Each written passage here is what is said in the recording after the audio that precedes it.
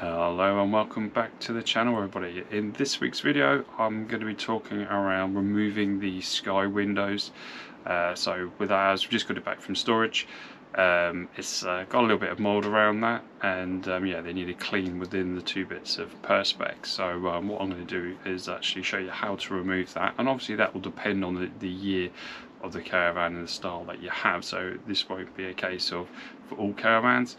But certainly I'll show you what we have from this side in terms of the different tools that you need and the process of taking that out.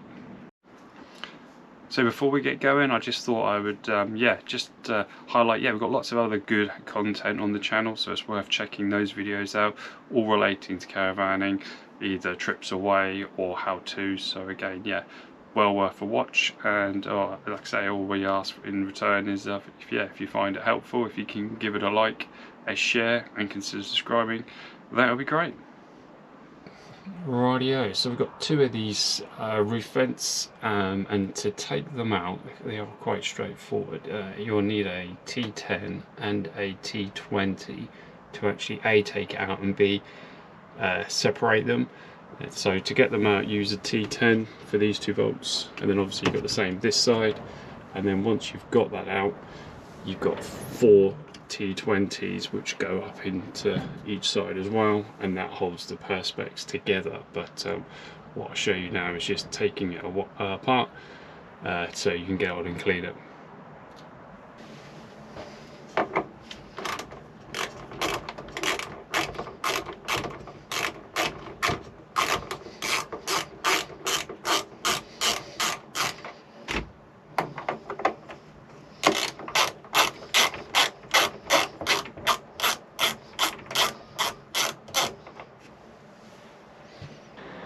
Rightio, so once the screws are out, it is just a case of pulling them towards you gently.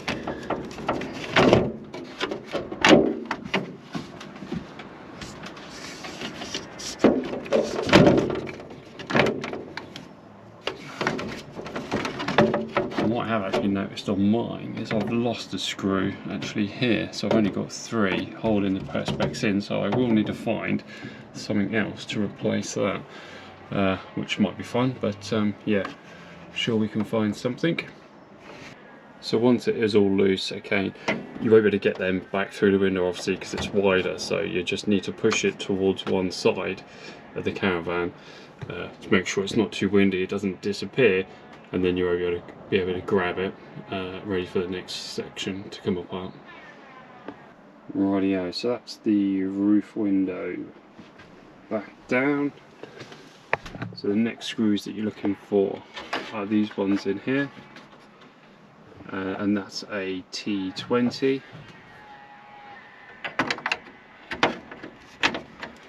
As I said, you'll need to take these apart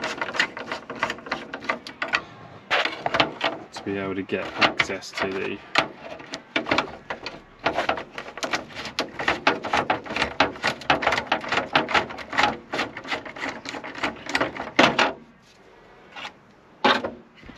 I'm not sure when or where I lost the other one, as you can see from there, yeah, I'll just have to see what I can find.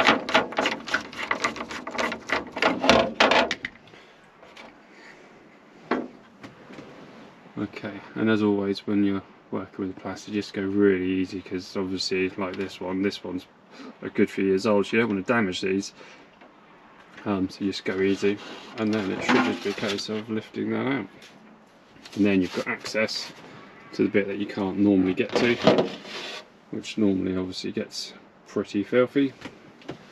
So the next stage is I'll take that indoors, give that a quick wipe down, see if I can find another screw to replace that, and then we'll get it back in. Rightio, so here's the 2 units back in now from being cleaned. All I've used here is some soapy water and gone really careful on this. For us, obviously these panels are over 10 years old, so obviously they're going to be a little bit brittle in places if you're not careful. Obviously don't use anything that's going to scratch these as well, so yeah, just be careful. Sort of Brillo pads, just be very careful. They're like non-scratch ones or whatever you decide to use. In terms of the screw issue that we had on this corner, we found out actually, well, I found out it's actually broken. So it's probably not a lot I can do with that, on the basis that, like I say, because of the age, if I try and repair that, something else, putting some support around that, and then try and drill that in, I'm likely just to break the rest of it. So for now, I'll just have to keep this as just having 3 screws holding it in place. But yeah, completely different than what it would look like when I took it down. Yeah, so really pleased with that. So yeah, we'll get it back together and back installed. Okay, so that's when the window back together. Again, what I would say is go easy when you're trying to put these screws back in. Again, it's going to be really brittle. So again, it's not about trying to ram them back in as hard as you can. It's not like going into a piece of wood, so go easy. These ones still got a little bit of play to them, but that's sort of, I've got it to the tension where I feel that's about right. Any more, then I'm at risk of actually snapping that off and then causing more damage. So yeah, go easy would be my recommendation. And like I say, I already know I've got one that's missing from before. I'm guessing I could put some double-sided tape on that, but I'm not overly that worried, to be fair. It's been like that, I'm guessing, for a while. So I'll put that back in as is for now, until I think of another way to potentially repair that. But I can't stress enough, go easy in terms of when you're screwing this back together, how you're handling it.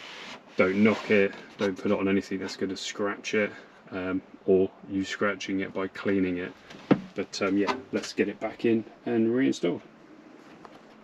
And regarding this window, when I took it out, I was actually able just to slide it backwards and got it through the actual main sunroof window. So I wasn't needing to actually go out for that one. But obviously that isn't going to be an option for the rear one. But yeah, if you're doing that one, that's an option for you.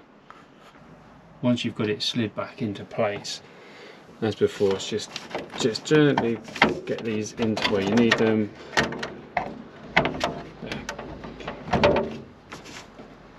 And then it's just going to be a case of reinstalling the 4 screws, and then we are done. But considering what it looked like to start with and where we are now, I'm really pleased with that. Again, I got rid of all that dirt that was inside. If I hadn't known better, they would have been completely sort of a tinted yellow until now. So yeah, really pleased with it. Rightio, that's it for this week's video. Hopefully that's been useful. Hopefully that's given you that process that you need to be able to have the confidence to take that window apart and how to get it out. Obviously I've talked around the different torque bits that you need to be able to remove that to start with, and I also sort of said at the beginning of the video that, again, not all these windows are going to be exactly the same, so this won't be for everybody. But yeah, hopefully it's given you the information you need. Any comments, just drop them below, and I will see you all on the next one. Cheers all.